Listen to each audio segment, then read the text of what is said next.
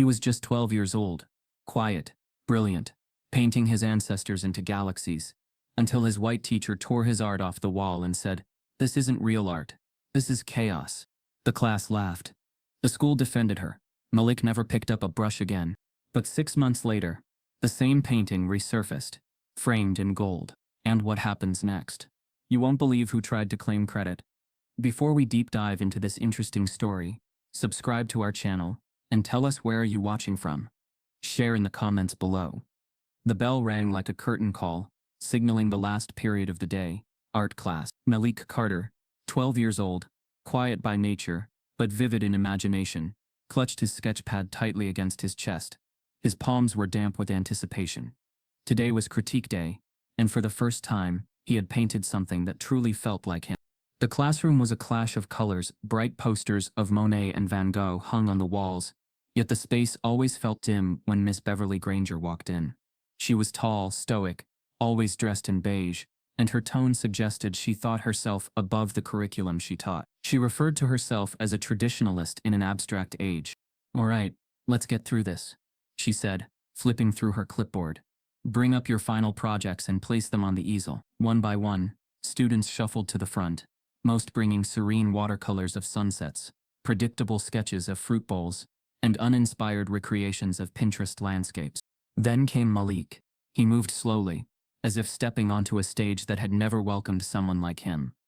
He placed his canvas, a sprawling Afrofuturistic portrait, with metallic colors, braided galaxies, and tribal-coded circuitry, onto the stand. His eyes were alive with quiet pride. It was a tribute to his roots, a future where black boys could exist beyond survival, where they could reign, invent, and soar. A hush fell over the room. Miss Granger stared. Then she tilted her head and gave a long theatrical pause. "And what exactly is this?" Malik cleared his throat, voice barely above a whisper. It's an Afrofuturistic portrait. I wanted to She cut him off, lips pursed. "Afro what?" Afrofuturism. It's a genre that blends African culture with technology and... A single laugh cracked from the back of the classroom. Then another. The room swelled with chuckles. Malik's throat tightened. Miss Granger folded her arms. "Malik, this looks like chaotic scribbles. I'm sorry, but this belongs on a toddler's fridge, not in a portfolio." The laughter turned cruel. A few kids mimicked spaceship noises. Someone whispered. He drew Wakanda. Malik looked at his painting, then at the class. His heart plummeted. He had poured his history, his identity into those brushstrokes, and now it was being dismantled in real time. "Art needs discipline," Ms. Granger added sharply. "Not just fantasy and cultural clutter. This lacks structure. It's confused." He opened his mouth to respond, to defend what little he could, but his voice wouldn't come. His chest burned. The floor felt like it was tilting. "Next," she barked, already motioning to another student. Malik stepped back. He didn't even remember walking to his desk. The sounds of the class blurred, but his classmates' sideways glances burned holes in his skin. When class ended, Malik remained frozen. The painting was no longer on the easel. Miss Granger had casually tossed it into a bin by her desk, the edge now crumpled. He stared at it. His soul was in that piece, and it was trash now. That evening, Tanya Carter stormed into the principal's office. She was a single mother with the voice of a lioness when her child was wronged. "She humiliated my son in front of everyone," Tanya said, her voice trembling but resolute. "He worked for days on that painting, and she threw it out like garbage." Principal Horton, a clean-shaven man, who looked like he practiced neutrality in the mirror, folded his hands. "Miss Carter, I understand your frustration, but art is subjective. Teachers have a right to critique students' work." She didn't critique him. She ridiculed him. "There's a difference. I've spoken to Ms. Granger. She insists she was simply giving honest feedback." Tanya slammed her palm on his desk. Would she have said the same if it was a white child painting colonial soldiers, instead of a black child painting a futuristic king? Horton stiffened. "Now let's not make this about race." Tanya leaned forward, her voice now a whisper laced with fire. "Everything's about race when black creativity is only applauded if it fits white standards." The room fell silent. Tanya left with no resolution. Just rage. Back at home, Malik sat on his bed, staring at his hands. They still smelled like acrylic paint. Tanya came in quietly, a plate of food in hand. He didn't even look up. You know, she said softly, your dad once told me, the world only fears what it doesn't understand. Make them understand you, even if it takes your last breath. Malik didn't answer. He just turned his sketchpad over, blank side up. That night, while he showered, Tanya dug through his backpack, found the crumpled canvas, and carefully peeled it apart. Her eyes welled with tears. You called this chaos, she whispered, her voice aimed at no one. I see a boy trying to exist, and you threw him away. At school the next morning, Miss Granger stood alone in the classroom, sipping coffee and arranging brushes. The trash bin was empty. She glanced around, confused. She could have sworn the strange painting was still there yesterday. Must have been tossed by the janitor, she muttered. But something about it lingered in her mind. That defiant crown in the portrait. That background shaped like circuitry and blood. It had unnerved her. Malik walked into class, his backpack lighter. He had left his sketchpad at home. Maybe forever. No materials today, Malik? Miss Granger asked, fake sweetness coating her voice. He shook his head silently. Well, she said, tapping the whiteboard, we'll be practicing shading with graphite pencils. Let's stick to realism today, everyone. No more science fiction. The class chuckled. Malik sat at his desk and stared at the wall. Down the hallway, Mr. Jenkins. The elderly janitor pushed his cart toward the staff lounge. In his hand was a flattened but intact painting, slipped between two sheets of cardboard. He had pulled it from the bin the day before. Something about the colors calling to him. He had served in Vietnam, seen hallucinations and horror, but he'd never seen anything quite like this. There was pain in the strokes, but pride too. Jenkins placed it in a large yellow envelope and slipped it into his coat. His granddaughter worked at the public library downtown, where local art was often featured in the community gallery. Let's see if the world's ready for this, he said, sealing the flap. Malik decides never to paint again. But someone else just gave his discarded masterpiece a second life. The next morning, Malik sat in the back row of room 208, eyes down, hands folded tightly in his lap. His desk was bare, no sketchpad, no pencils, nothing but silence. He hadn't brought his art supplies since the incident. It had been 4 days, but it felt like forever. Every time he reached for his backpack, his fingers recoiled as if the straps were laced with thorns. Miss Granger didn't even look his way anymore. Or perhaps she did, and just didn't see him. Class, she announced with her usual clipped tone. Let's begin by reviewing composition rules. And please, let's remember what not to do when designing a central subject. Her eyes flickered briefly to Malik. The room didn't laugh this time. They didn't have to. The silence stung more than ridicule ever could. Malik stared out the window, zoning out as the rust-colored leaves swirled on the school lawn, like broken brushstrokes on a ruined canvas. He thought of his father again, in a dusty corner of their apartment. Behind a stack of boxes and half-forgotten memories, sat a cracked easel and a dented metal toolbox. Inside were dried paint tubes, rusted brushes, and an old photo of Nathaniel Carter, Malik's father, standing proudly in front of a mural at a community center. Nathaniel had passed 3 years ago, from a heart condition that doctors said would have been manageable with better access to healthcare. Tanya had never forgiven the system for that phrase. Malik had been his father's shadow, always perched on a stool watching him paint. Even then, Malik didn't speak much, but Nathaniel always said his boy had loud hands. He paints like he's translating thunder, Nathaniel had told Tanya once. But thunder has no voice when the storm stops coming. Tanya noticed the shift in her son immediately. His usual hum of pencil against paper was gone. At dinner, his eyes remained locked on his plate. At bedtime, the sketchpad stayed untouched on the shelf. One evening, she gently placed her hand on his shoulder. Malik, baby, I know what happened hurt. But you don't have to give up. You were born to create. He didn't flinch, but he didn't respond either. She tried again. What if you painted just for you? Not for school. Not for anyone else. Just to feel better. Malik stood slowly, walked to the shelf, and turned the sketchpad so the blank side faced out. Then quietly, he said, "Undone." Tanya's chest ached, but she nodded. Pushing too hard would only make him retreat deeper. "Okay," she whispered. "But just know, the world gets real ugly when it convinces black boys they're not allowed to be beautiful." At school, Malik's best friend Devin tried to keep their usual lunchtime banter alive, but something had fractured between them. You want to hang at my place after school? I got the new game, Davin offered, nudging Malik's arm. Malik shrugged. I got homework. Devin frowned. Since when do you care about homework more than dragons and laser swords? Malik forced a half smile, then looked away. He didn't know how to explain it.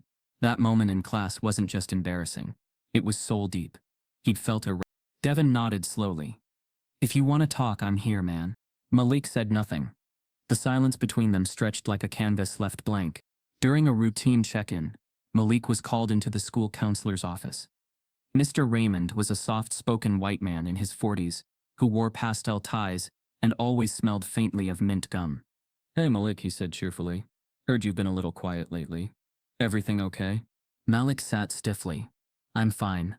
Mr. Raymond leaned forward, lacing his fingers. Miss Granger mentioned there was a misunderstanding in art class. Malik's jaw clenched. She called my painting garbage. I'm sure she didn't mean it like that, Mr. Raymond offered quickly. Sometimes teachers can be a little blunt. Malik looked at him. Eyes steady.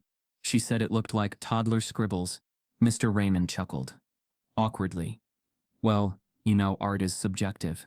What one person doesn't like, another person might love. She laughed. That silenced the room. Mr. Raymond cleared his throat. What's important is that you keep trying. Don't let one teacher's opinion stop you. Maybe focus on more traditional styles for now. That might help. Malik stared at the motivational poster behind him. Be yourself. The irony twisted like a knife. Thanks, Malik said flatly.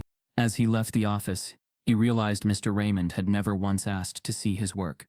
Just like Miss Granger, they all wanted him to shrink to fit their frame. Later that week, Malik sat in class as Ms. Granger paced the rows during critique time.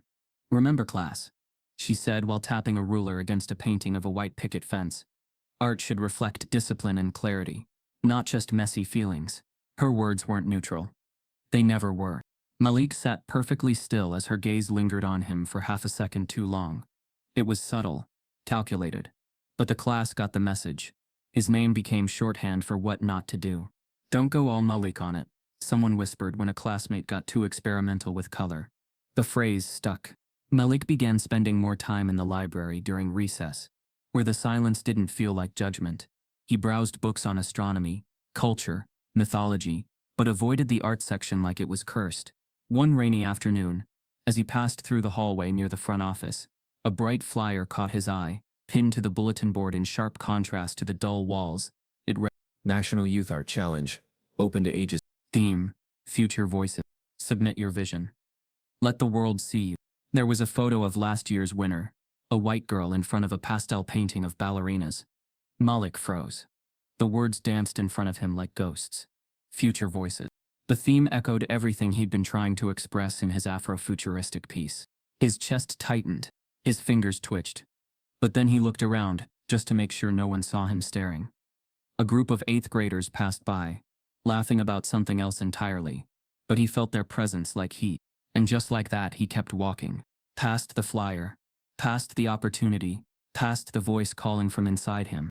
But behind him, a pair of eyes watched from the corner of the hallway.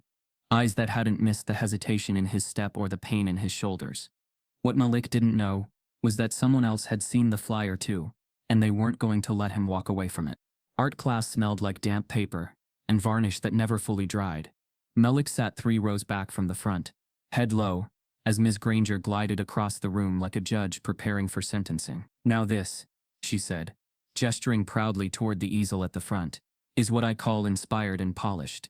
The piece was a soft pastel painting of 2 swans near a lake, clean, quiet, and predictable.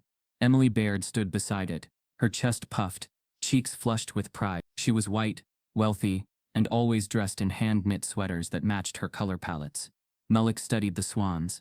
They didn't move him, they didn't say anything, but they were praised like gospel. Notice her control of negative space, and the delicate brush pressure so mature for her age. Ms. Granger continued smiling as though Emily had discovered fire. The room buzzed with affirmation. The applause was real. Malik's stomach tightened, but he didn't let his face show it. He recognized the pattern now. The students who got praise looked a certain way and painted in familiar tones. Landscapes, sunsets, bowls of fruit, maybe the occasional flower arrangement. Their strokes were soft, their subjects gentle, But Malik's work had edge, culture, heat. He had painted truth, and for that he was invisible. No worse than invisible. He was a warning. Since the day of his humiliation, Miss Granger hadn't outright insulted him again, but she didn't need to. Her compliments to others dripped with contrast. "Let's all aim for Emily's level of refinement," she would say, casting a glance backward toward Malik's desk. The class caught on quickly. Even kids who barely passed tests knew how to read the unspoken hierarchy. Praise was currency, and Malik didn't deal in what Granger considered valuable.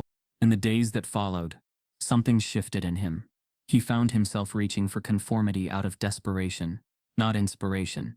He started sketching hills and rivers, tried to mimic the style of a popular landscape YouTuber. He even copied one of Emily's older pieces from the art display case, replacing the swans with ducks, just to test if anyone would notice. No one did. Ms. Granger gave it a nod of approval. "Nice improvement, Malik. You're learning," she said without looking directly at him. The words were meant to feel like progress. They felt like loss. Each day, his lines grew more careful, his imagination dimmer. He was unlearning himself to be tolerated. The sketchpad that once held galaxies and warriors now carried pages of fruit bowls and sailboats. Every time he opened it, it felt heavier. At home, Tanya noticed the difference right away. "What happened to that wild style you had?" she asked one night, peeking over his shoulder. "The one that made your paintings look like music?" Malik gave her a tired look. "I'm just trying to get a better grade." Tanya tilted her head. "And what are you losing to get it?" Malik didn't answer. He just packed up his supplies and walked away. One Thursday evening, the pressure became too much. After dinner, Malik took the sketchpad to the kitchen trash and shoved it in deep beneath a bag of old lettuce and eggshells. He washed his hands twice. When Tanya found it later that night, smeared with sauce and torn at the edges, she sat down on the floor beside the trash can and just stared at it. She didn't cry, not right away. She just flipped through each page, each surrender. Then she carefully pulled the sketchpad out, wiped the grime off, and slipped it under her bed. That was his soul in there. Even if he didn't want to see it anymore, she couldn't let it die. The following Saturday, the sky was overcast, and the wind had a bite that felt like October was dragging its feet. Tanya suggested a trip to the public library. Malik didn't resist, but he didn't show much interest either. He walked behind her, hoodie up, eyes fixed on the ground. The library was warm, filled with the scent of old pages and quiet ambition. While Tanya browsed the non-fiction shelves, Malik wandered aimlessly, ending up in the back corner near the arts section. He reached for a random book, mostly out of boredom, and flipped it open. The pages burst with color. Skulls, crowns, broken buildings, fractured bodies. The art screamed. It wept. It raged. Malik's breath caught. It wasn't pretty. It wasn't polite. It didn't ask permission to exist. It looked like chaos, but every brushstroke felt intentional. Like each smear was a punch in the gut of a world that had tried to silence its creator. The artist's name was written in bold black ink across the page. Jean-Michel Basquiat. Malik stood frozen, heart pounding.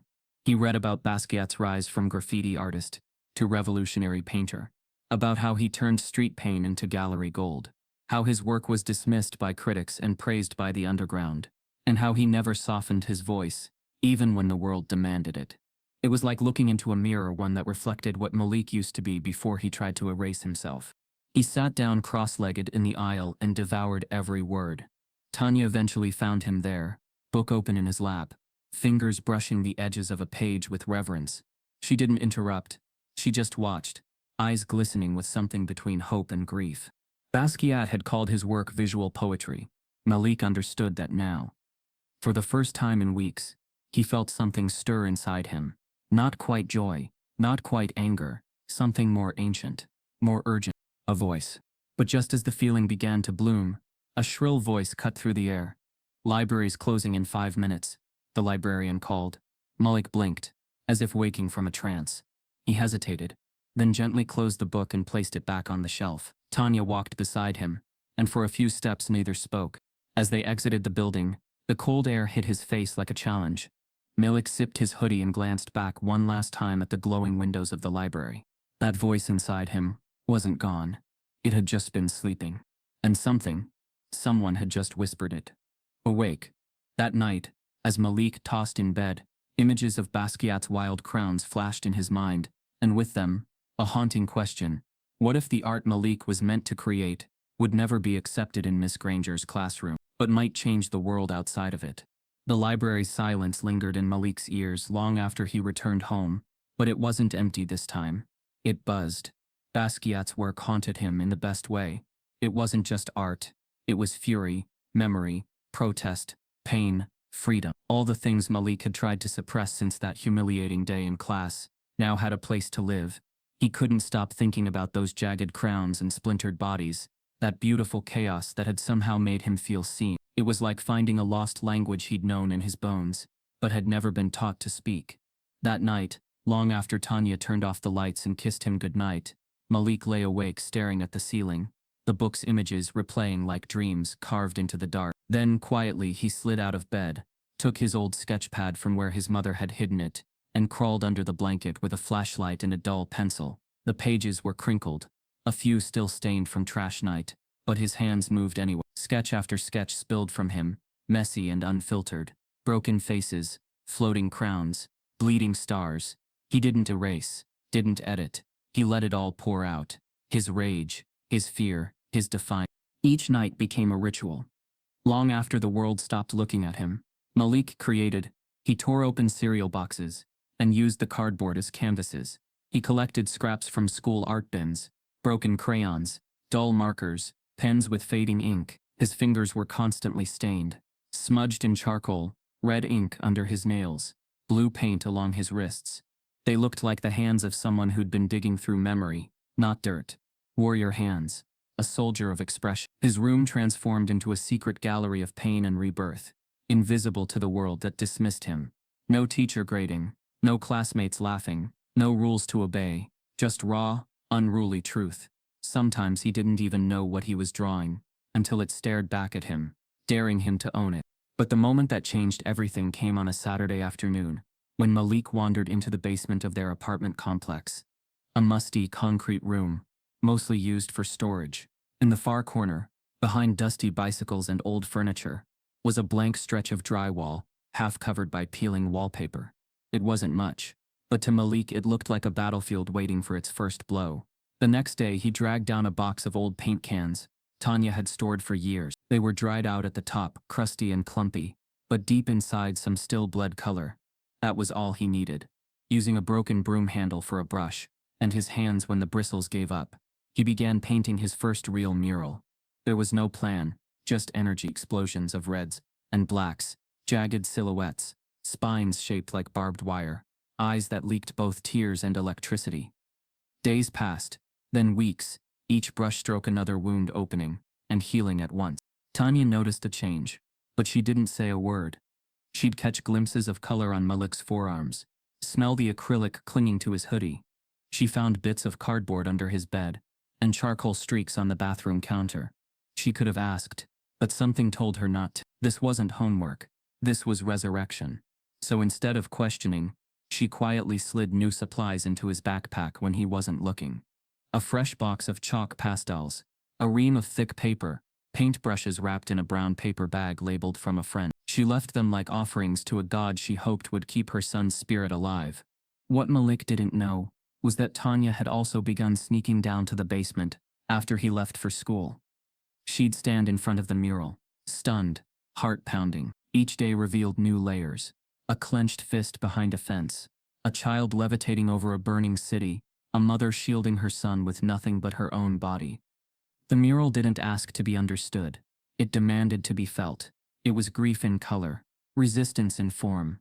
It was him. And as she stood there, hand over her mouth, Tanya knew one thing with certainty: the world needed to see it. One evening, after Malik fell asleep under a blanket smeared with blue fingerprints, Tanya tiptoed into the basement with her phone. The mural filled the frame in pieces. She captured every angle, every jagged line, the way some colors bled into each other like conversations they'd never had. She didn't know how to edit, didn't care about lighting. The truth didn't need a filter. The next morning, while Malik was brushing his teeth, she sat at the kitchen table with her laptop and reopened the same library website they'd used to register for a summer reading program years ago. The banner for the National Youth Art Challenge blinked in the corner. Submit your vision. Let the world see you. Tanya hesitated, fingers trembling. Was it wrong to send this without telling him? Would he feel betrayed? Then she remembered how the principal shrugged off her complaints, how Ms. Granger threw away his soul like trash, how Malik almost disappeared into silence.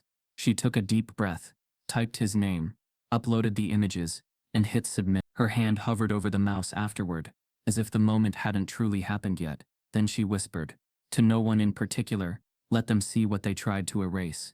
Days later, an email arrived, addressed Malik Carter. Tanya opened it, heart racing, just as Malik walked into the room. His eyes locked onto the subject line.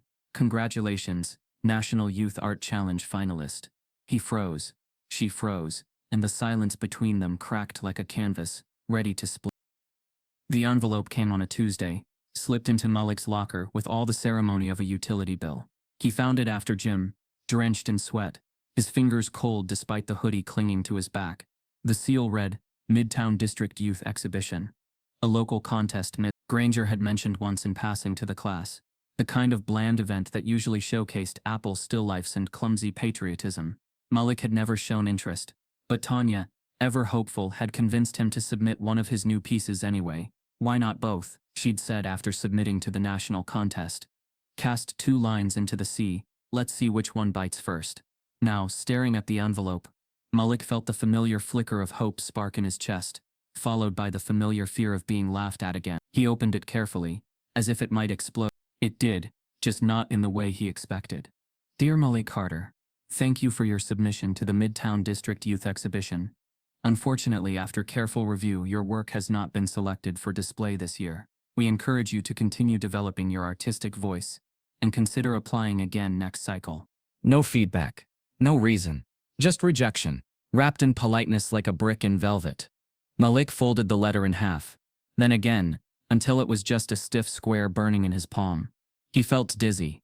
The hallway moved around him like a carousel in slow motion. Kids laughed, lockers slammed, sneakers squeaked down the linoleum, but his world shrunk to that square. He had finally dared to let his voice out, and once again they told him it wasn't good enough. By the time he got home, he didn't speak. He handed Tanya the folded letter, then walked to his room and shut the door without waiting for her reaction. She read it once, twice, then set it down slowly on the kitchen counter. Her breath came in short, sharp bursts, like she was biting down on a scream. She knew how much this meant, how much it cost him to try again, and she also knew that Malik's piece, the one he'd entered, was a storm of talent and pain, unlike anything those judges were used to. It wasn't that he wasn't good. It was that his work made people uncomfortable in the wrong way. The next day, Tanya marched into the school office, heels striking the floor like a metronome of rising fury. She demanded to speak with Miss Granger, and was instead greeted by Assistant Principal Thomas, a well-groomed man with a practiced smile and the tone of someone who handled difficult parents like chess pieces. We appreciate your concern, Miss Carter, he said after she laid the letter flat on the desk. But these competitions have guidelines. Sometimes it's just about alignment. Alignment, Tanya echoed, eyebrows raised. My son's painting was about youth violence and digital surveillance, and yet Emily Baird gets accepted with a watercolor of her backyard pool. Her piece followed the community serenity theme more closely, he said smoothly. Malik's work, while evocative, might have been seen as a little too. Malik stared at her, the lump in his throat growing larger. He had never heard those words before. He hadn't even let himself think about his father in months. He said that? Malik asked, barely above a whisper. He said you were his legacy, his brushstroke on this world. Malik exhaled slowly, the room feeling different now. Not safer, just clearer. There was no path to walk that didn't cut him, but now he had something to carry through the pain. He picked up the letter again, hands steadier now. Chicago, he read aloud. They want me in Chicago. Tanya smiled, tears on her cheeks. And you're going? I already requested time off work. Malik laughed bitterly. It's not that simple. I don't even know what to bring. Bring yourself, she said. The rest will follow. He stared at her for a long moment, then nodded once, reluctantly, but honestly. Okay, he said. I'll go. They began packing that night. Tanya dug out a duffel bag from the back of the closet, the same one she and Nathaniel used on their honeymoon. She cleaned it off, stitched a tear at the handle, and lined it with fresh clothes. Malik packed slowly, unsure what artists were even supposed to wear. He kept second-guessing every pair of shoes. Just take your sneakers, Tanya said with a smirk. Paint doesn't care what you wear. The next day at school, Malik walked the halls different. Not taller, not louder, just firmer, like a flame that had stopped flickering. He didn't tell anyone, didn't feel the need. But when he passed the art room, he paused. Granger stood inside, reviewing portfolios with a small group of students. Her back was to the door. Malik kept walking. She didn't need to know. Not yet.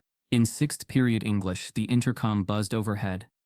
Attention students, congratulations to Emily Baird and Malik Carter, who have been selected to represent our district at the National Youth Art Challenge in Chicago. Please report to the front office after class for paperwork and travel details. The room went silent. Heads turned. Malik's heart stopped. Emily Baird turned in her seat, her mouth slightly open in surprise. Then, just as quickly, she smiled. When class ended, Malik made his way to the office. Emily was already there, chatting with Miss Granger, who looked like she had swallowed her own tongue.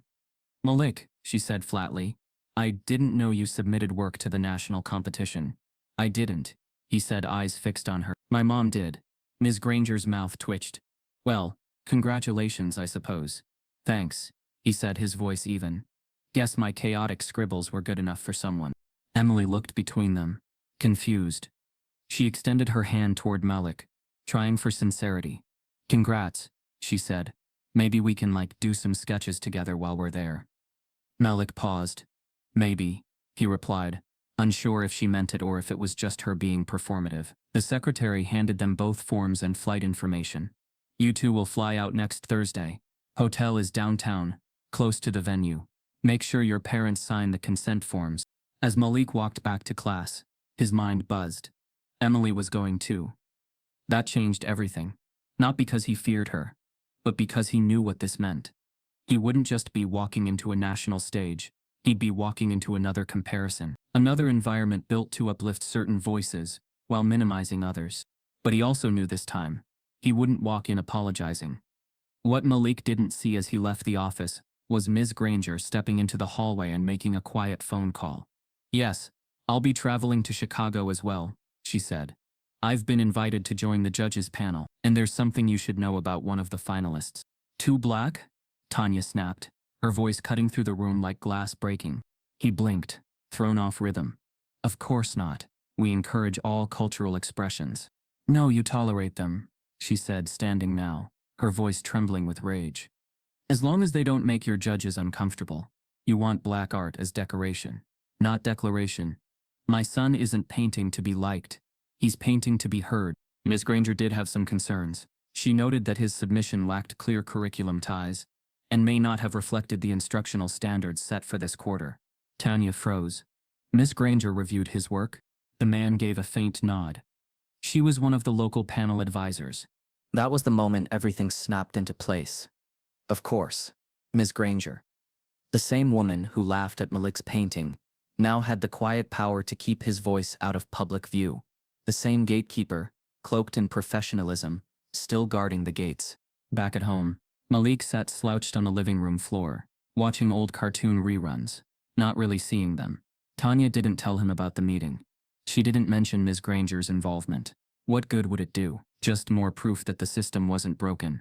It was functioning exactly as it was designed. Designed to reward comfort over courage, safety over truth, whiteness over everything else.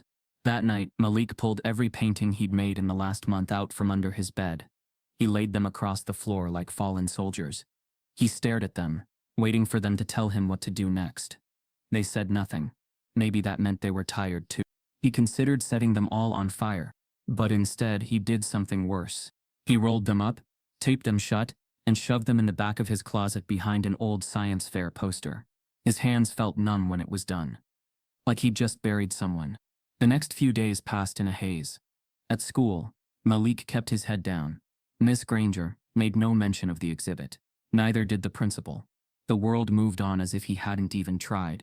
Until Friday afternoon. Malik opened his locker to grab his jacket and noticed a second envelope wedged between two textbooks.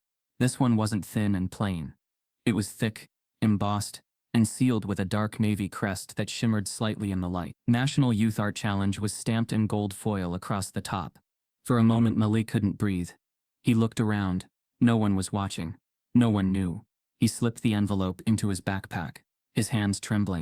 When he got home, he dropped it on the kitchen table like it was radioactive. Tanya spotted it from across the room, her eyes widening. "Is that?" she asked. But he didn't respond. Together they sat down. Malik reached for the envelope, paused, then pulled his hand back. "You open it," he whispered. Tanya hesitated, then slowly peeled the seal. The paper inside rustled like a drum roll. Her eyes widened, mouth parted slightly. But before she could say a word, Malik's phone buzzed. A number he didn't recognize. A voice message. He pressed play and heard a stranger's voice say, "Malik Carter, this is Jamal Benton, from the National Youth Art Board. I need to speak to you personally. It's urgent." The moment froze, suspended between brushstrokes and heartbeats. Malik turned, eyes locking with the tall man who had spoken. The judge whose voice carried the weight of someone who'd seen too much and forgotten none of it. Jamal Benton. His name echoed from the pamphlets and online bios. A nationally acclaimed painter known for fusing protest with poetry, his murals immortalizing black pain and brilliance across city walls. Benton stood silently, taking in the ruined mural not as a judge, but as a witness. Then he nodded once, slowly, like he'd just confirmed something only he understood. "Don't erase it," he said, his voice gravel-warm. "Paint through it." Malik didn't answer. He didn't have to. The meaning landed. As Benton walked away, Malik reached for a wide brush. The smear across the mural now looked less like damage, and more like fire. And maybe fire was the truth that needed to be seen. But just as he dipped the bristles into a new blend of crimson and ash gray, a voice beside him said, "Your underlayer's still wet. You'll get mutter colors if you rush it." Malik turned sharply to see a boy about his age. Tan skin, jet black curls under a beanie, hands flecked with paint. He had a half-open sketch pad under one arm, and an easy kind of confidence Malik hadn't felt in weeks. "Name's Lucas," he said, extending a fist. "Saw what happened. That was some messed up sabotage." Malik didn't respond at first. Trust wasn't something he handed out. Especially not now. But Lucas didn't flinch. He just knelt beside Malik and examined the mural like a mechanic diagnosing an injured engine.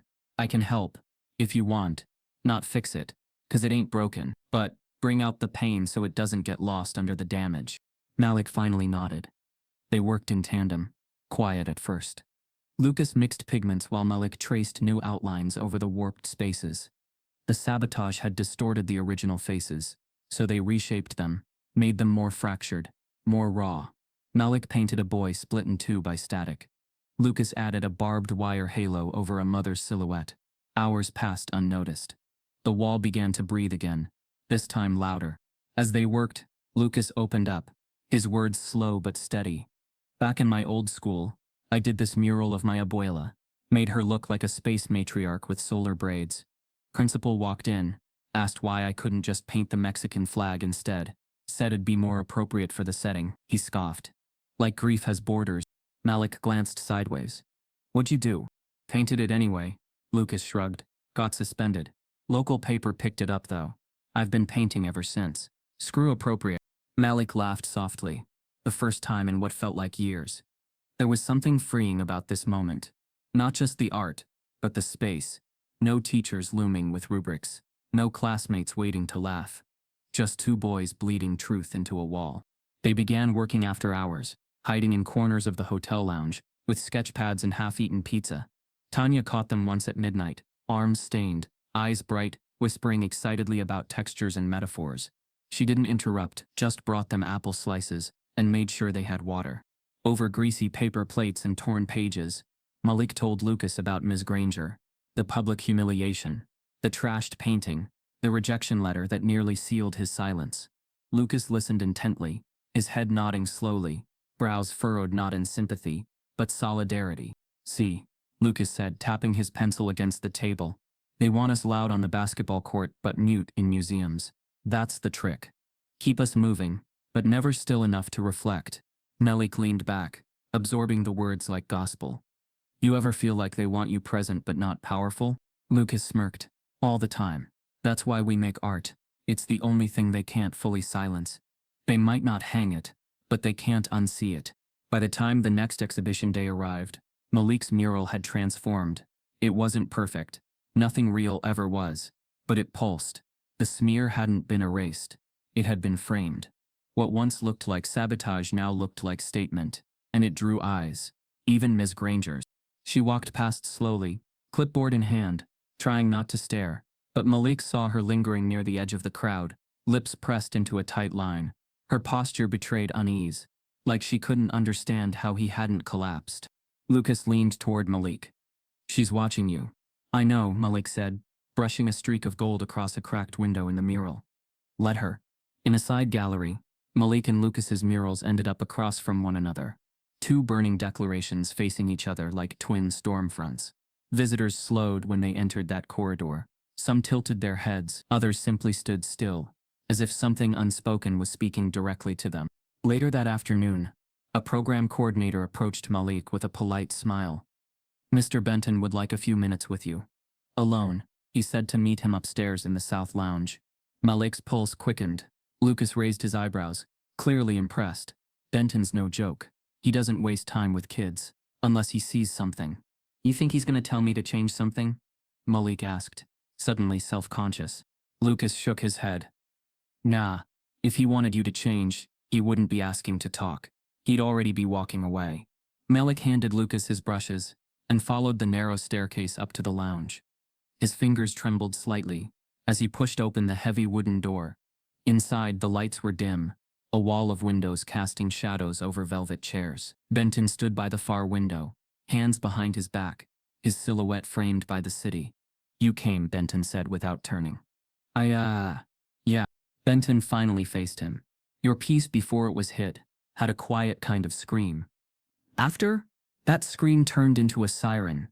He stepped forward, slow, deliberate. "I don't care what anyone else says.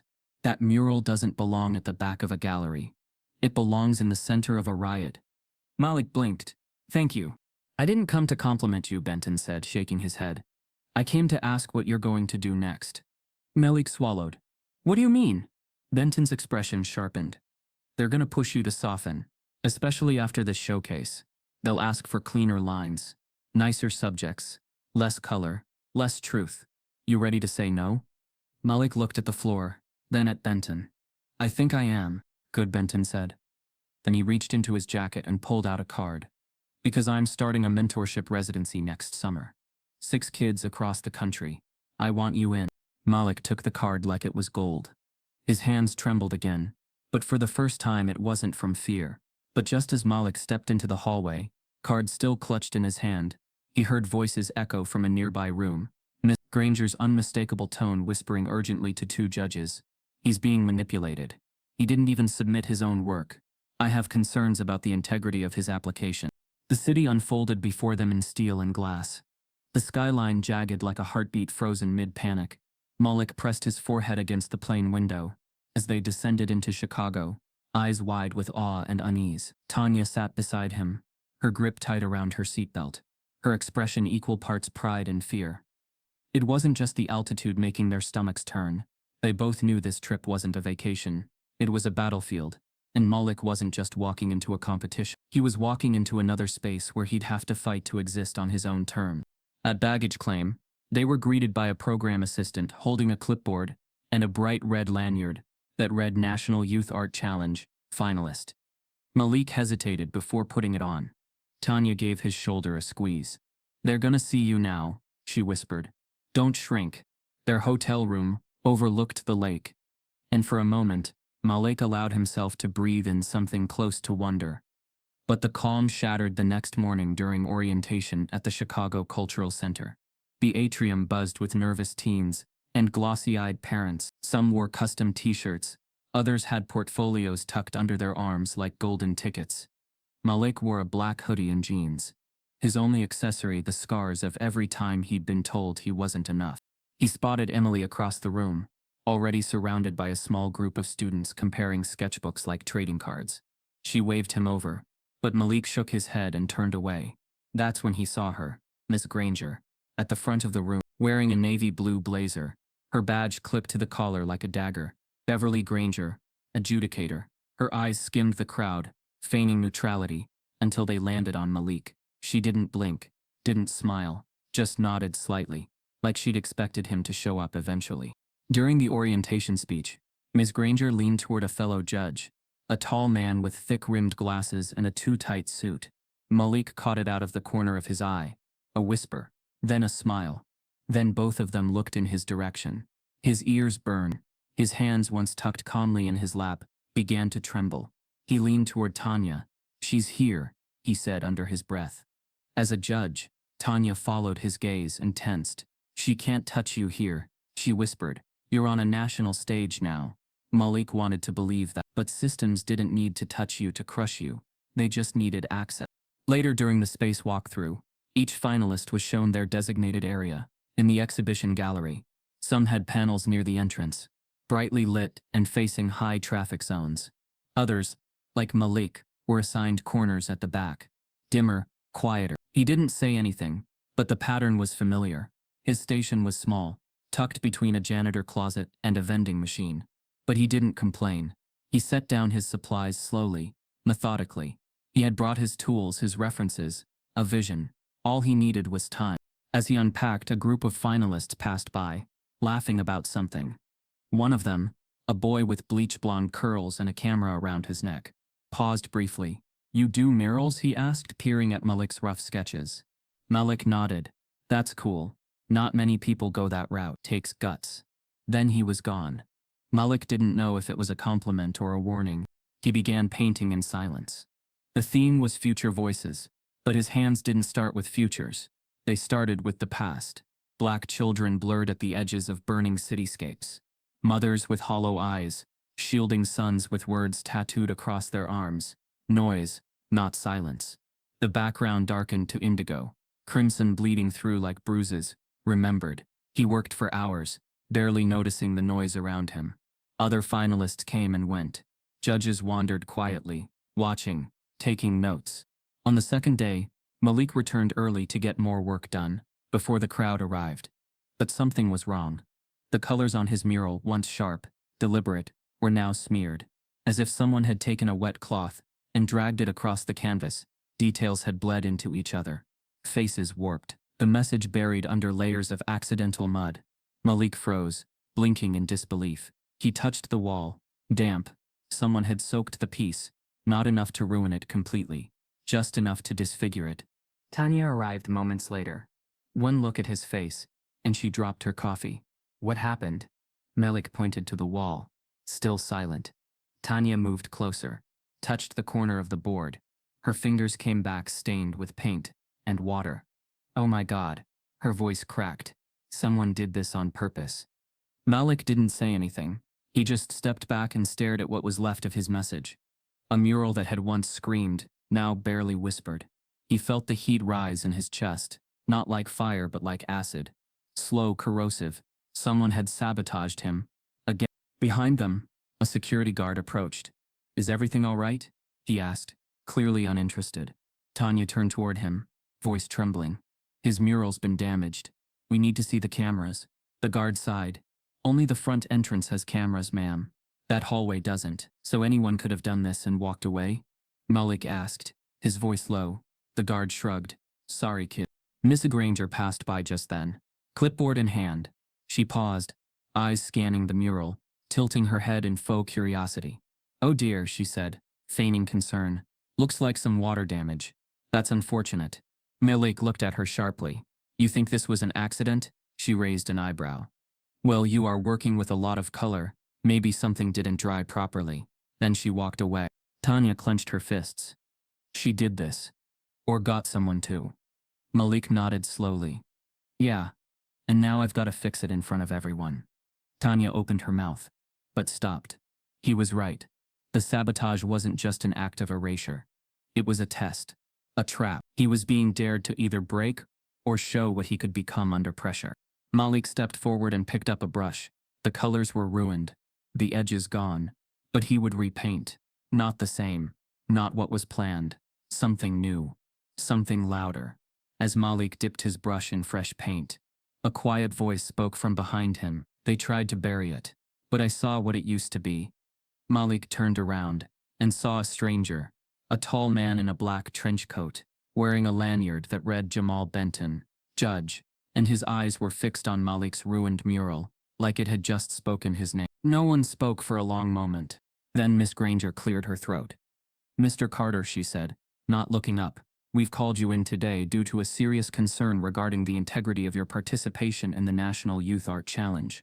Malik felt his throat tighten.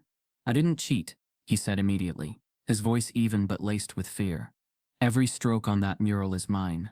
"That's not the allegation," Wexler chimed in carefully, "but it has been reported that you may have received disproportionate guidance from one of the judges, Mr. Benton." Malik's heart dropped. He could almost hear the exact moment Miss Granger had made the call. Of course she hadn't waited for the public to decide. She was trying to beat them to it, cut him off before the applause ever had a chance to rise. Aaron Cho leaned forward. "We're aware that Mr. Benton spoke with you privately. He's also expressed great interest in your work. Did he give you any direct suggestions? Sketch anything for you? Influence your final mural?" Malik shook his head. "He told me one thing. To paint through the pain. That's it." "Did he help with your design?" "No." "Materials?" "No." "Execution?" "No." Ms. Granger scoffed. "Mr. Carter, you didn't even submit your own application. Your mother did. That alone puts your authenticity into question." Malik flinched. "She submitted it because I was too scared to." "That doesn't mean it's not mine." Wexler raised her hand gently, stopping Granger from continuing. "We're not accusing you of plagiarism," she said. "But this competition does have policies about professional intervention. If a judge is seen as coaching a contestant." Malik stepped forward, the fire in his voice rising now. "You didn't have a problem when other kids came with private tutors, with art teachers who gave them studio tours, or when someone painted their dog in oils and had a professional framing job. But now that a black judge encouraged me to be myself, you call it undue influence." That landed like thunder. Chu exhaled slowly, exchanging a glance with Wexler. Ms. Granger leaned back in her chair, visibly irritated. "We're delaying the final decision," Wexler finally said, "until this can be reviewed thoroughly." Malik nodded once. "Fine. But you'll have to explain to the world why the loudest painting in this building wasn't allowed to speak." He left without waiting for dismissal. The exhibition room that afternoon was buzzing. Parents, finalist curators, and educators packed the halls for the final showcase. Tanya stood by Malik's mural, arms crossed, eyes darting between the crowd and the hallway where he was supposed to reappear. When he finally stepped in, expression unreadable, she walked straight to him. "What happened?" she whispered. "They're investigating me," he said, voice flat, "because I got encouragement from the wrong kind of judge." Tanya inhaled sharply, then glanced toward Miss Granger, who stood at the far end of the room in hushed conversation with someone holding a clipboard. Her jaw clenched. "We didn't come all this way for them to turn your truth into a threat," she said. "If they try to silence you again, they'll have to silence me too." Across the room, the mural stood defiantly under soft gallery lighting. Unseen Scars was no longer just a painting. It had become a battlefield. It showed a young black boy, mouth gagged with a strip of white cloth, eyes wide with silent agony. A pale hand loomed overhead, holding a paintbrush dipped in beige, slowly erasing the boy's face stroke by stroke. Behind him, ghosted images of classroom chairs, faded schoolbooks, and surveillance cameras crowded the space. The background bled in dark reds and muted purples. At the bottom corner, a line of text was scrawled in charcoal. "If they won't hear me, they'll feel me." Some judges stood still, visibly rattled. Others walked past quickly, pretending not to notice. One whispered, "It's brilliant." Another muttered, "It's too much for this setting." A third said, "It's not what this event is about." Ms. Granger used those whispers as her cue. In a backstage meeting with the advisory board, she launched her case. "This piece, while compelling, clearly violates the neutrality clause of our youth exhibition agreement," she said, pointer finger shaking slightly as she gestured at a projection of Malik's mural. "It politicizes race in a way that is confrontational, divisive, and frankly dangerous for a platform that is meant to uplift young artists from all communities." A woman from the board frowned. "Are you saying black children can't paint about their lives without being disqualified?" Granger adjusted her blazer. "I'm saying there's a difference between sharing your experience and weaponizing it." From the back of the room, a firm voice cut through. "I didn't realize telling the truth was considered a weapon now." Everyone turned. Tanya had entered unnoticed, holding her phone in one hand, and Malik's original rejection letter from the local exhibition in the other. She walked to the front slowly, deliberately. My son's first painting was thrown in the trash by this very woman, she said, pointing. He was laughed at, humiliated, and erased. And now that he's here, on a national platform, he's being investigated not for cheating, but for being too powerful. That tells me this was never about rules. It's about fear. One of the board members began to say something. But Tanya raised her voice. You don't have to like his painting.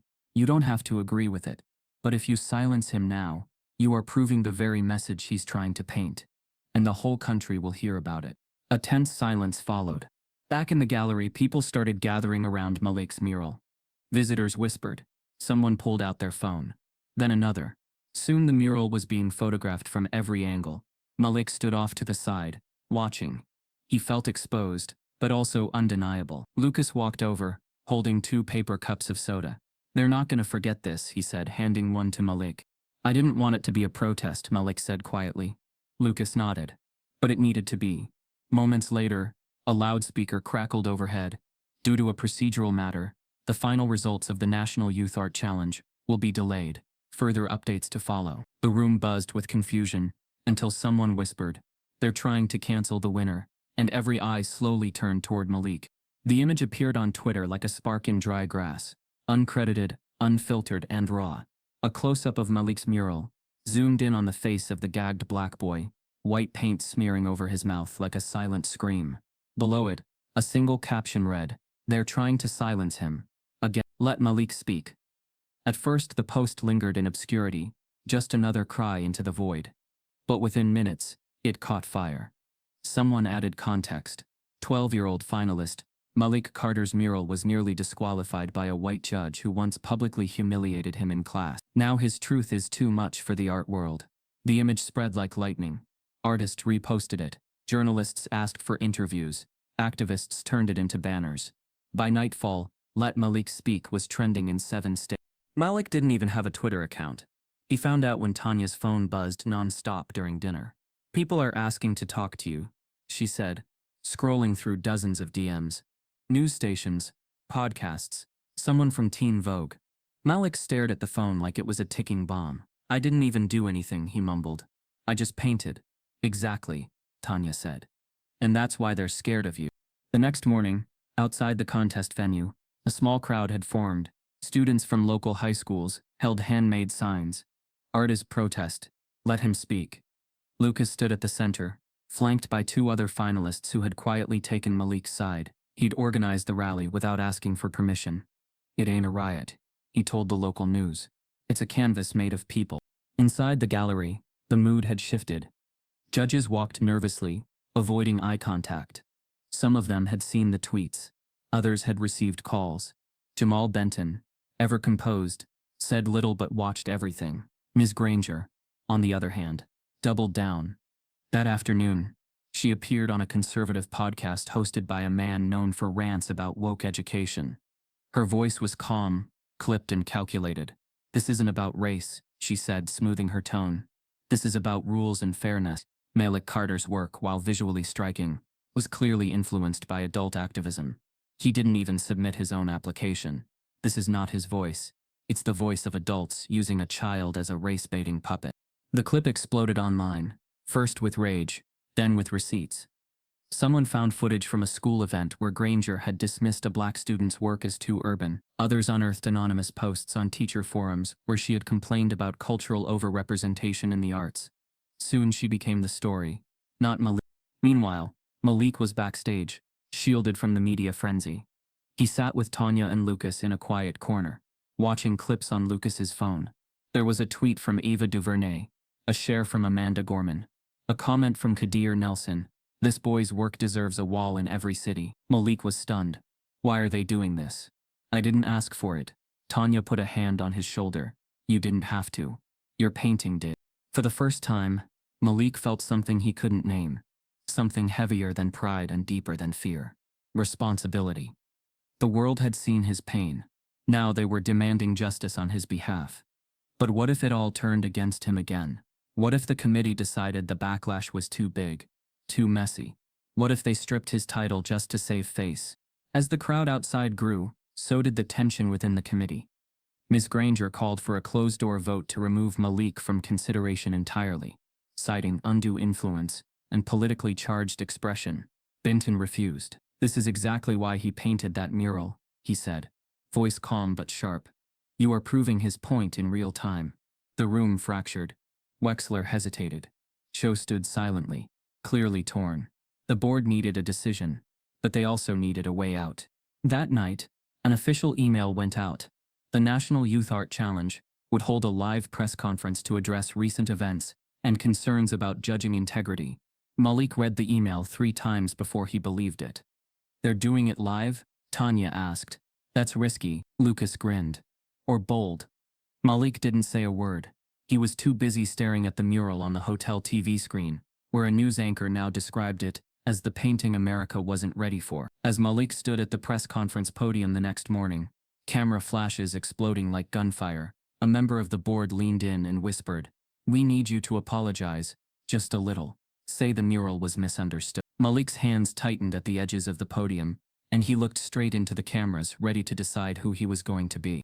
Malik stood at the podium, the room lit with stage lights that burned hotter than truth. Cameras blinked like judgment. Phones hovered like vultures. His fingers curled around the wood edge, white-knuckled, and he could still hear the board members' whisper echoing in his mind, "We need you to apologize just a little." Across the ballroom, Tanya sat on the edge of her seat, her eyes locked on him like he was her breath. Lucas stood nearby, arms folded, silent but steady, and beyond them, a room filled with people ready to either cheer or Malik stared at the microphones. Then he looked up and met the eyes of the nation. Some watching in person, thousands more watching through screens. His voice, when it came, was soft but clear. "They told me to say the mural was misunderstood," he began. The room fell still, even the flashes slowed.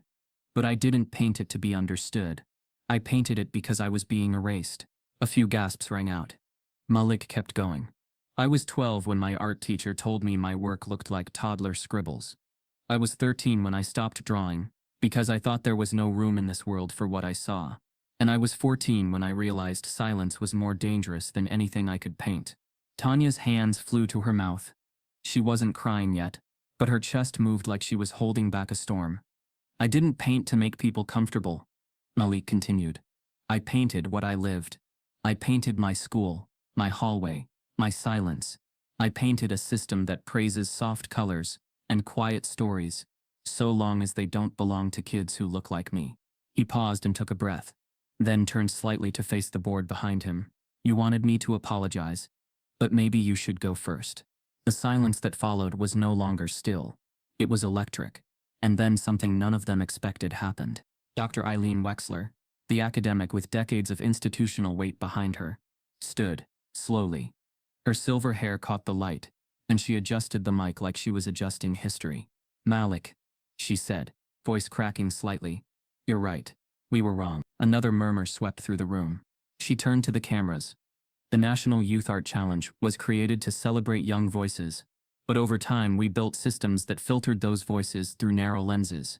We prioritized polish over pain, familiarity over truth, and we failed. We failed this artist, and likely many before him. The words hung there, heavy and real. Tanya let out a breath she didn't realize she was holding. Malik blinked, stunned. Even Lucas's mouth opened in disbelief. "We've reviewed the process," Wexler continued, "and we now recognize that certain guidelines and unspoken norms have been biased culturally and structurally. Effective immediately, we are adopting new judging criteria that honors cultural specificity, social commentary, and narrative depth." She turned to Ms. Granger, who sat stiff in her chair, jaw clenched. "And we are also making leadership changes. Ms. Granger will no longer serve on any future national panels. Her conduct during this event, including comments made publicly and privately, violated our commitment to equity and ethics." Granger stood, mouth agape. "I was protecting standards," she began, but Wexler cut her off. "No, you were protecting comfort. And this competition isn't about comfort. It's about courage." The room erupted in applause. Not scattered or polite, but explosive. The kind of applause that shakes the bones. Malik looked to his right and saw Tanya standing now, both hands over her heart, tears finally streaming down her cheeks. Lucas clapped so hard his palms turned red. Even Benton, standing near the side of the stage, nodded with quiet approval. Wexler stepped back and gestured toward the stage.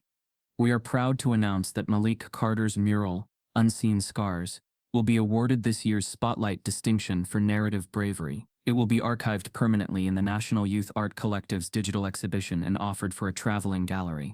The crowd stood all at once. Cameras flashed. People cheered. Tanya sobbed openly now, no longer hiding it. Malik's face twitched, trying to hold in what he couldn't. His vision blurred. He looked out across the room, then leaned into the mic one last time. I thought I was invisible, he said, his voice barely a whisper. But now you all see me. The ovation grew louder. It wasn't just for his painting.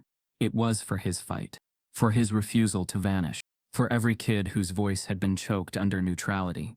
And then right when the moment felt like it couldn't grow any more powerful, Benton stepped forward and joined Malik on stage.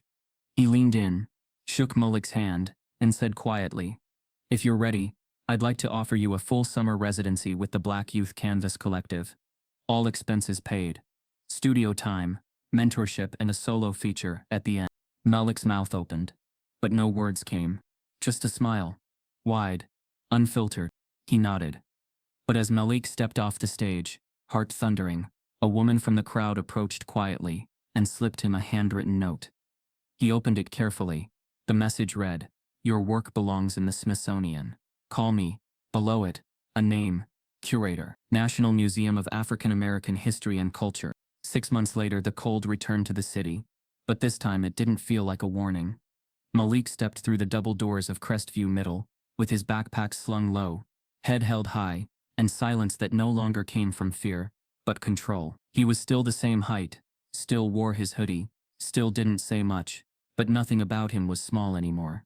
He'd spent the last 6 months in motion. His mural Unseen Scars had toured community galleries in Chicago and Detroit. He'd been featured in a youth spotlight segment on PBS. Teen magazines called him the boy who painted truth loud enough to be heard. His mother still kept the first framed article on the mantle, next to a candle she lit every morning. He didn't walk into Crestview unnoticed. Every student he passed recognized him. Some nodded, some stared. A few snapped pictures, pretending to be slick, but no one dared whisper insults now. Even the front office had changed. A giant banner stretched across the wall. Crestview celebrates Cultural Creativity Week. Malik blinked at it, then at the flyers taped beside it, calls for submissions to the school's first Justice Through Art showcase. His mural wasn't there, but a photo of him was. Him and Benton, shoulder to shoulder beneath a headline that read, "From Silence to Legacy." He didn't linger. He made it halfway to class before Ms. Granger stepped into the hallway like a ghost returning to the scene of its failure.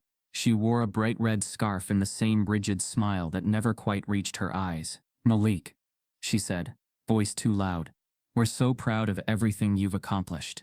Her words dangled in the air, shiny and false. "You've really come a long way. I knew you had potential." Malik stopped walking. He looked at her, not through her, not past her, but at her, calm, unflinching. "You didn't see me," he said. "You saw what you were afraid of." Then he walked past her without waiting for a reply. She stood frozen, the smile faltering as the silence echoed louder than any insult could have. Malik's art class now had a new teacher, Mr. Thomas, a younger black artist who brought his own canvas to school every week and let students vote on what he painted. On the first day back, he welcomed Malik in front of the entire class. "We don't just study color here," he said, "we study courage, and we've got a master of both in the room." Malik took his seat in the back, nodding faintly. He still didn't speak much in class, but his sketchbook was open again. And this one was new, heavy, thick-paged, spiral-bound with gold edges. He kept the old one at home now, not hidden, displayed. It had been salvaged from the trash, cleaned and taped back together by Tanya. And now, thanks to Principal Horton's very public apology, it hung framed in the school's main hallway behind glass, titled simply, "The Sketchbook That Survived." Every day, students stopped to look at it. Some stared like it was myth. Others, like it was mirror. Malik kept creating. Not for the likes, not for the claps, but because silence had once nearly consumed him. And painting kept the volume turned up. He worked with Lucas long distance now. They sent each other themes and challenged each other to go deeper. Their shared project, Layers of Youth, was set to premiere in a Los Angeles gallery in the fall. Still, not everything had changed. Some teachers pretended to care now, but Malik saw the performative nature in their nods. The school's sudden celebration of diverse expression didn't erase how it had failed him when it mattered. He saw the new posters, the new slogans, but he also saw who was left out. The kids whose work was still being ignored, whose styles were still called too messy or too urban, or too political. Malik knew the fight wasn't over. It had only evolved. One day after class, a quiet knock came at the door. Mr. Thomas stepped in. "Malik," he said, "someone's here to see you." In the hallway stood a woman Malik didn't recognize. She wore a long beige coat and held a leather folder. "Hi, Malik," she said warmly. "My name's Miss Alvarez. I teach at West River Middle, a few districts over." She opened the folder to reveal a proposal. "We're starting a youth art mentorship program for students of color who feel like their voices aren't welcome in traditional classrooms. We want you to help lead it." Malik blinked. "You've already done the work," she said. "Now we want you to teach others how to survive the silence." Malik looked at the proposal, then up at Ms. Alvarez, just as Mr. Thomas emerged with breaking news. "Malik," he said, holding up his phone, "you need to see this. Smithsonian just announced their new permanent youth exhibit, and guess what piece they just accepted?" Malik stood in the hallway, barely breathing, Jamal Benton's business card still warm in his palm. But it wasn't the weight of opportunity that made his chest tighten. It was the words sneaking through the door just a few feet away. Granger's voice, cold and familiar, slid like ice through the gap. "He's being manipulated," she whispered. "The boy didn't even submit his own work. His mother did. And now one of the judges is giving him special treatment. It's not fair to the others." Malik's throat clenched. Her words weren't just laced with doubt.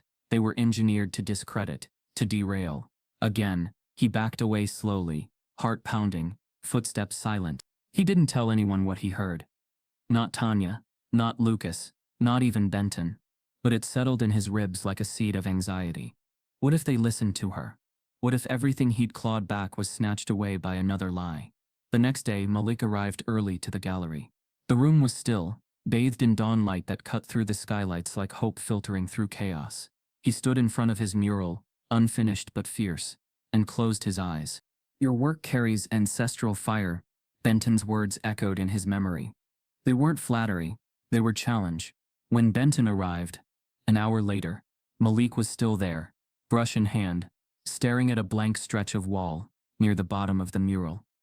"You didn't finish," Benton said. It wasn't judgment, it was observation. Malik nodded. "I'm stuck. I don't know if I should push it further, or leave it where it is." Benton stepped beside him, arms crossed. "The difference between survival and legacy," he said quietly, "is whether you want to be understood or remembered." Malik turned toward him, uncertain. "But if I go too far, they'll punish me." Again, Benton's eyes didn't waver. "Let them. That's how you know you're finally saying something that matters." Malik's voice came out barely audible. "What if it's too much?" Benton smiled. "Then it's just enough." Those words unlocked something. That night in the hotel room, Malik lay wide awake, sketchpad open, staring at a page covered in half-started ideas. He closed his eyes. In the silence, he could almost feel the rhythm of brushstrokes not yet made. Then a presence, soft at first, familiar. His father. He stood in the corner of the room, paint-stained overalls, holding a dripping brush in one hand and a beat-up canvas in the other. His face was younger than Malik remembered, or maybe just more peaceful. He didn't speak, but he didn't need to. He walked toward Malik and gently lifted his arm, guiding his hand to the sketchpad. The lines they drew together were jagged, strange, imperfect, but they pulsed. Malik's breath caught in his throat. The dream didn't feel like fiction. It felt like memory that hadn't happened yet. He woke before sunrise, heart racing. He didn't bother brushing his teeth, just grabbed his supplies and ran to the exhibition space before anyone else arrived. With shaking hands, he drew a single word at the top of his mural: "Unseen Scars." Then, with no music, no conversation, just the sound of his own breath and the echoes of his father's dream guidance, Malik began to paint. He started at the bottom, the foundation of the mural, a little black boy, eyes closed, mouth sealed with a strip of tape. Above him, abstract hands reached down, some holding gavels, some holding paintbrushes, some empty but trembling. Malik's strokes were quick but deliberate, each color layered with meaning. Blue for silence, red for resistance, gray for grief. He painted broken mirrors, shaped like school desks. A mother screaming with no sound, a history book stitched shut. The center of the mural became a storm, vivid, swirling, defiant. Malik didn't stop for hours. By the time Lucas arrived, Malik's hands were blistered. His shirt was speckled with dried paint, and his eyes were bloodshot. But he didn't look tired. He looked lit from within. "Bro," Lucas whispered, stunned. "What is th-" Malik stepped back and stared at the mural as if seeing it for the first time. Truth. The final hour before judging felt like standing in front of a judge and jury. Finalists milled around nervously. Parents straightened collars. Judges walked slowly, taking notes. Miss Granger circled the room with the calculated calm of someone who believed she already knew the outcome. When she reached Malik's mural, she froze. Her lips parted, then closed again. She blinked rapidly, then cleared her throat and moved on without a word. That evening, as the sun dipped behind the skyline, a call was made from the judge's conference room. Miss Granger's voice rang with familiar resolve. "I'd like to file a formal concern," she said, tone sharp. "Malik Carter's work shows signs of external coaching, possibly even unauthorized collaboration. There's a question of integrity in the submission process. I believe he's receiving undue influence from Judge Benton." The coordinator on the other end of the line paused. "That's a serious allegation." "I'm aware," Miss Granger replied, "but it deserves to be investigated, for the fairness of the competition." The next morning, Malik was called into a private room before the results were announced, where 3 judges, including Miss Granger, sat waiting with folded arms and a manila folder labeled Formal Ethics Review. Malik stood in front of a row of folding tables covered in crayon shavings, broken pencils, and jars of off-brand acrylic paint. The room smelled like rubber erasers and untapped imagination. Around him sat 12 wide-eyed students, most of them between 10 and 13, some leaning forward eagerly, others clutching sketch pads like shields. The banner taped behind him read, "Color outside their lines, a free workshop for young artists of color." This wasn't a school assignment. It wasn't a press event or a gallery showcase. It was Malik's idea, his response to what he wished someone had given him years ago, a space to feel safe, seen, and powerful through art. He remembered the first time he'd felt like his work was a threat. Now he was teaching these kids that their art could be their armor. "People are gonna tell you your lines are wrong," he told them, pacing slowly between chairs. "That your colors are too loud, your shape's too weird. They'll say it doesn't make sense because it doesn't look like what they expect. But guess what?" He stopped in the middle of the room. "That's exactly why it matters." One girl raised her hand. "What if they say we're not real artists?" Malik smiled softly. "Then you ask them what real even means, and keep painting anyway." He had given every student their own sketchbook on day 1. Not to keep track of rules, but to break them. By the end of the first week, they had created galaxies from sidewalk chalk, murals from brown paper lunch bags, and protest signs that said things like, "I'm not too much, you're just too quiet." The community center buzzed every weekend with their energy. Parents lingered longer after drop-off. Siblings peeked through the windows. Some teachers even came by, though most kept quiet. Malik didn't mind. This wasn't about winning approval anymore. This was about making space. One Saturday afternoon, as Malik was cleaning up spilled paint from a desk, a familiar voice called from the doorway. "Looks like you've built something real." Malik turned. Jamal Benton stepped inside, wearing a long wool coat and holding a rolled canvas tube in one hand. He glanced around the room, nodding slowly. "You're not just painting anymore, you're planting." Malik offered a quiet grin, trying to do both. Benton handed him the canvas tube. "This is from the residency in Philly. I thought you'd want to see the next project brief early." And he added, pulling a folded letter from his coat pocket, "Your name's already on a short list for a scholarship to the Harlem Institute of—" They don't usually take kids under 15. "You're 13, right?" "Almost," Malik replied, stunned. "They'll make an exception. You've become bigger than the walls people tried to trap you in." Malik took the letter with trembling fingers. For a moment he was back in that classroom, holding his crumpled painting, listening to Miss Granger's voice echo in his skull. But that memory no longer hurt. It sharpened him. Tanya arrived that evening to pick him up, and Benton joined them for coffee in the lobby. Malik excused himself to answer a text, leaving the 2 adults alone. "You know," Benton said, stirring cream into his coffee, "what you've done for him. Most people wouldn't have had the strength." Tanya smiled, tired but proud. I just refused to bury him. That's all. No, Benton said, shaking his head. You gave him breath when everyone else tried to cut the cord. They sat in silence for a moment, the weight of shared battles lingering between them. That week, Tanya launched a new initiative, the Carter Collective, a grassroots foundation supporting young Black artists in underfunded schools. What began as a GoFundMe became a citywide movement. Grants rolled in, local businesses donated supplies, an anonymous donor matched every dollar raised in the first month. Tanya didn't rest. She couldn't. She'd watched what almost happened to her son. Now she was building barriers, so it wouldn't happen to someone else's. Meanwhile, the school board released an internal report about last year's controversy. No names were listed, but the message was clear. Standards had been misapplied, bias had shaped decisions, and changes were being implemented. Miss Granger submitted her resignation.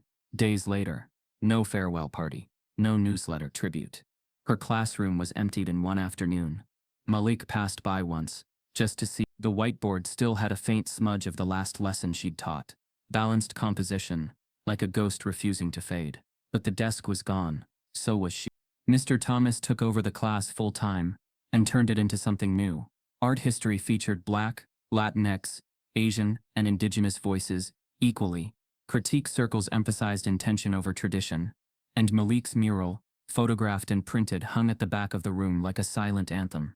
One Thursday evening, as Malik sat sketching in his bedroom, the doorbell rang. Tanya answered, then called out, "Mail for you." Malik opened the envelope slowly. Inside was a thick ivory card bordered in gold. The logo read Smithsonian National Museum of African American History and Culture. Below it, "We are pleased to inform you that your painting Unseen Scars has been shortlisted for our new permanent youth exhibit, Visual Voices of a New Generation." He read it twice, then a third time. His hands trembled again, but it wasn't fear. It was something heavier. Legacy. As Malik stared at the letter, his phone buzzed with a new message from an unknown number. He opened it. A video began playing. A boy, maybe 8 or 9, standing in front of a wall-sized print of Malik's mural. The boy looked into the camera and said, "My teacher told me I couldn't draw like this, but now I know she was wrong." The video ended with 4 words. "Can you mentor me?" The air inside the Smithsonian's youth exhibit hall felt different, quiet but pulsing, like standing in the eye of something sacred. Rows of curated works hung in soft pools of light, each frame an echo of voices that refused to be silenced. In the center of the east wall, framed in matte black with a gold-plated plaque beneath, was the original canvas of Unseen Scars. It had been transported carefully, restored where needed, but untouched in meaning. The colors still bled where water had once tried to erase them. The boy's gag was still stark, still chilling.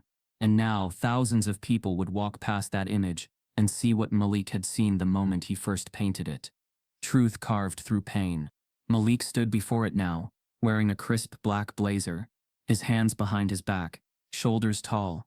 Cameras snapped silently around him. Curators whispered about lighting adjustments. Guests murmured about symbolism. But all of it faded into background static. For Malik, it wasn't the gallery that mattered. It was what this moment meant. Not for him. For every kid who'd been told their art wasn't real, that their voice was too loud, that their hands weren't steady enough, that their culture didn't fit the frame. He glanced over at Tanya, who stood just a few feet away in a navy dress, her eyes glossy, chin raised. Her purse had a print of his mural stitched onto the side. She smiled at him. Not like a mother proud of her son, but like a warrior proud of her comrade. The opening ceremony began with a hush, followed by a spotlight illuminating Malik as he stepped onto a small stage beside his painting. The museum director introduced him to the crowd. "Our youngest permanent exhibitor," a voice that broke through the brush of erasure. Then came applause. Not thunderous, not performative, just pure, honest. Malik took a breath, stepped up to the mic, and began speaking not from his throat, but from his history. "They laughed at my art," he said, "but now they frame it." The line wasn't rehearsed. It came from the memory of Miss Granger's face. From the sting of being told his brushstrokes looked like scribbles. From the moment his painting landed in the trash. From the sound of a room laughing at a boy who dared to dream in color. Now that same boy stood where legends once hung their truths. The lights dimmed slightly as a video played behind him, a montage of his journey, cut together with soft piano and string harmonies. First came the humiliation. The flash of classroom lights, laughter distorting like an old tape. Then the basement. The charcoal-stained fingers, the cardboard canvases, Malik painting under flickering bulbs with rage and grace. Then came the turning point. Jamal Benton's shadowed nod of respect. Tanya pressing submit on the national competition form. The sabotage, the resistance, the mural reborn. Then the press conference. The mural going viral. The protests. The rejection overturned. The Smithsonian call. Finally the screen faded to white with 5 words. This is not the end. As the lights returned, the audience remained silent, moved beyond clapping. Malik lowered the mic and stepped down, his eyes scanning the room. He didn't need approval anymore. He'd rewritten the rules. He'd turned the margins into the headline. As people began walking the exhibit, stopping at each piece, Malik moved away from the spotlight. He found a quiet corner and stood alone for a moment, soaking in the immensity of it all. His past no longer loomed over him. It now lived beside him, reframed. He thought of Lucas, of Miss Thomas, of Jamal Benton, of Miss Granger, now a cautionary footnote in district memos. He thought of the basement wall, the one where he painted with broom handles and dried cans, how it had once been his only gallery. Now his work was on a wall that couldn't be ignored. Tanya came up beside him, slipping her arm through his. "This is big," she whispered. "I know," he said. "You think you're ready for what comes next?" "I have to be." Just then, a child's voice called from behind them. Excuse me? Malik turned. A little black boy, no older than 7, stood with his hands folded, a worn backpack over his shoulders. He had bright eyes and a nervous tremble in his voice. "Are you?" Malik crouched down to his height. "Yeah, I am." The boy reached into his backpack and pulled out a small sketch pad, edges frayed, corners bent. He held it out like an offering. Can you show me how to be brave too?" Malik took the sketch pad gently. Inside were pages filled with clumsy lines, bold colors, wild shapes, raw and unfiltered, the kind of art that had once been laughed at. Now Malik smiled. "Yeah," he said, "I can show you." They tried to silence his voice, called his truth too angry, his art too much. But Malik turned pain into power, and silence into legacy. If you've ever felt unseen, unheard, erased, this story was for you. Type yes if you believe our stories deserve to be seen. Subscribe if this broke your heart and healed something too.